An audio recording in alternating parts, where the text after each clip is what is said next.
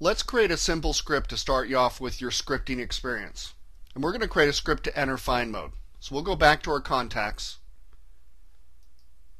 And we actually already made it before. It's this find button here. If you remember, if you click on it, it takes you to find mode. It's a simple one-line script. When you enter find mode, then you can enter your find criteria. But the script is already ended, so what you would have to do is perform the find at this point. What it allows you to do is to hide the status toolbar, because then you don't need that find button right there. You can gain some more screen real estate with this not showing.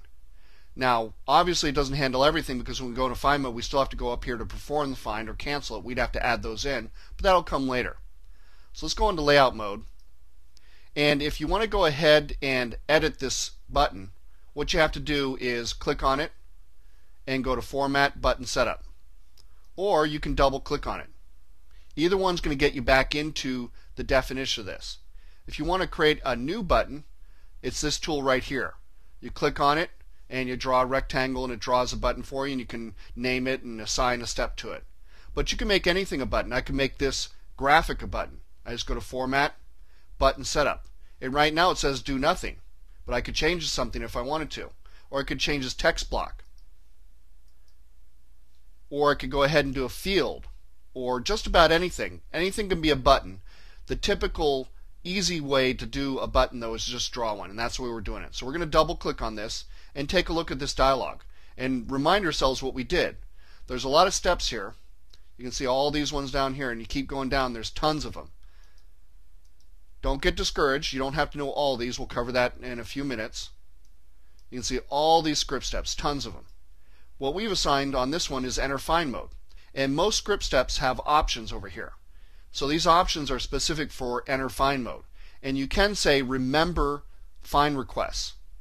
If you remember how we use that save button, the save finds inside the status toolbar, it's similar to that. You can go ahead and save it, but in a button. So you can program exactly what you want. There's a lot more flexibility with a button than you have with the status toolbar. We're not going to do that right now. We're making this very basic, just go into find mode. And then you have this option for rounded or rectangular button. There's not a big difference between them. All rounded says is make a button that looks like a rounded rectangle rather than just a rectangle. It's all personal preference, whatever you want to do.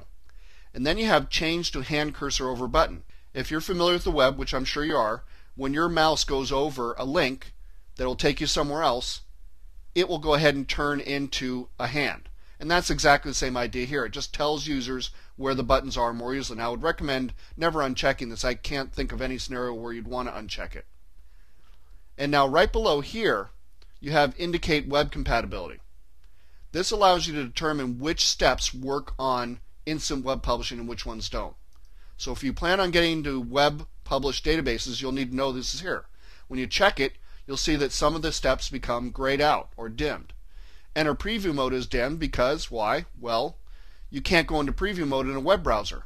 There is no preview mode. It's a FileMaker specific feature. You can go into browse and find because you can simulate those in a web browser. They have those capabilities already. And in other cases, such as with exit application or quit application, it's still available, but it works differently in a web browser. It doesn't quit the web browser like it quits FileMaker when you're using it in FileMaker. It actually logs out of FileMaker because you have to log in and out of a web-enabled database. So just remember that if you have to do instant web publishing, that these things are dimmed out and you can't use all script steps, and some of them work differently. So that's most of what you have here. Now, there is a way to run more than one script step, and that's perform script. We're going to get into that later. Right now we're just doing a single step. That's all we're doing. It's very basic. So we'll click cancel here. And one thing you want to know is, how do I change this text?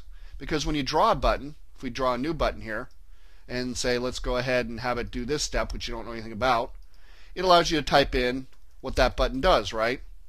Well, how do you get back to that? Let's get rid of this one. If you want to, you click on the text tool, click in there, and now you can change the text any way you want. Now, when you have the arrow tool selected and this selected, you can change anything about this. You can change the font size if you want, the color, anything you can do to a field applies to this object. So you can change it any way you want. Change the effect. Right now it's on embossed. There's all kinds of things you can do to it. So play around with the perfect button style for yourself. Be consistent though. Once you create a button style, try to use it all throughout your solution. So those are the basics of your scripts. They basically automate things. They're very easy to set up. Once you get them done, go back into browse mode. You see how it changes to that hand. You click on it, it runs that script. And if it was more than one step, you probably wouldn't see all these intermediary things. But you can pause it, so you can say go to find mode and pause, and when I'm done, continue on and perform the find. So we can get rid of the status toolbar completely, and we'll eventually do that.